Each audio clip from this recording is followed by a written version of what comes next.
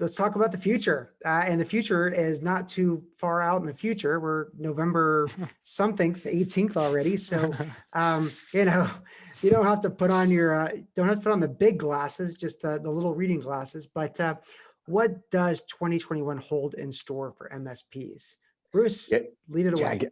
gosh, if I answered a question much like this in December of last year, and I was completely wrong. Like I had no idea that everybody was going to be working on their houses and all this crazy stuff that we'd be dealing with a new perimeter, which is now all of those endpoints that are out there. So I just want to say I'm not so good at this question. I've gotten it wrong before, but one thing that I would that I see coming is we're going to see people.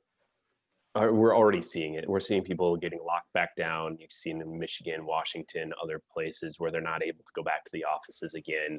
And I think we're going to see a number of basically phases where our clients are working from home, then they're allowed to not work from home, and then they're working from home and ... So we're going to have to get really good at moving them from one environment to another, or figure out how to teach, printer Mary how to move herself from one spot to another better. So that's what I see coming. I also, and I'm usually a really optimistic dude, but I see things getting a little tighter with the economy. And so it's going to be really important that if you're running an MSP, that you're thinking about your labor and you're thinking about how to keep that down as you grow your client base. And that's right, I said grow your client base, because most of our partners, like the folks that are using our services, they're growing right now. And so we're seeing that across the board. I don't have a single partner that hasn't made new sales in the last 3 months. So I do think you're going to be growing, but as you grow, it's going to be really critical that you keep a very close eye on your labor and the complexity of managing that labor. Gotcha. Thanks, Bruce. John, and we have a little bit of time left, but I think you're thinking about this all the time, just because of building the vision for Total. So what's your thoughts? Yeah, so two big things. And then Bruce, I'm curious on your thoughts on the second, but I'll start with what I think is, probably one of the largest potential changes, which is really 5G, right? And, we've been hearing about this for years. It's slowly starting to come to reality. If you look at the 5G maps, it's, very small geographic areas actually have, very high throughput, very high performance. However, what it's doing is it's starting to make connectivity ubiquitous, right? Even outside some of the super dense areas that may already have free Wi-Fi and other sorts of connectivity available, right? Verizon Home Service in New York, for example, is just using 5G now, right? Saves a lot of money running that physical infrastructure. But it's a tremendous opportunity to take a step back and really think about, the difference between the network and connectivity, right? Where with, 5G enabled laptops coming to market, right? A lot of these home internet connections being based on 5G and everything else, how do you connect and protect an organization, but also what does that mean for your business, right? Can you do it in a more cost-effective manner?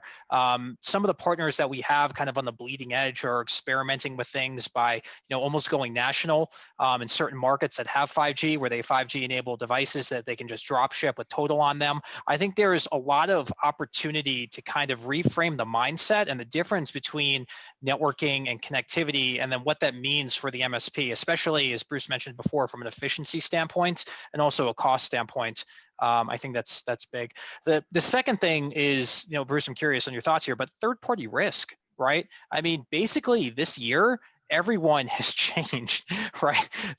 Their infrastructure, their security programs, everything else. And I could only imagine that a lot of these larger companies, especially, as you go up, kind of the ladder in company size, even a lot of the regulators are going to be pushing down onto the enterprises to understand, well, what's your third-party risk now, pushing due diligence and other sorts of audits and risk assessments downstream, because they're aware that a lot of the smaller businesses who work with these larger enterprises have basically changed the way that they operate, right? And in order to ensure the ongoing security and compliance of these larger organizations, they're going to be focusing on that third-party risk, especially if they're small and medium businesses, right? That may come in the form of, direct due diligence, that may come in the form of, direct information requests or audits, or it may even come through additional forms of regulation that may be popping up, in industry-specific verticals. But I can't I find it hard to think that that won't be happening. I think we're going to see a lot more of that coming.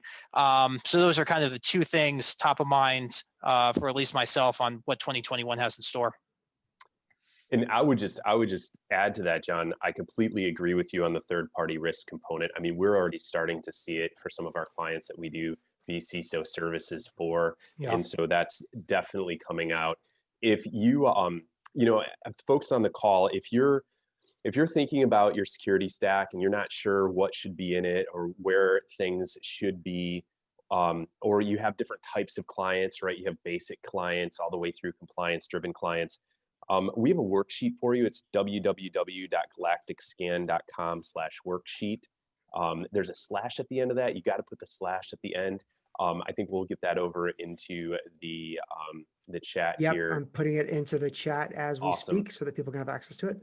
Perfect. So that might help you as you start to kind of figure out what you really need for these remote workers. And the worksheet is the original design was for all of the workers in your environment, but I would do it twice. I'd fill it out once for your remote workers and then once for the workers that are actually in the office, or those folks that are moving back and forth. I'd definitely be spending the time thinking about both perspectives. Cool. And I'd add one more prediction. I think 2021 is going to bring more industry consolidation, and not from M&A, but from service providers that are leaning in, taking away clients from other service providers that are failing or flailing. So it's a great time to be leaning into the market.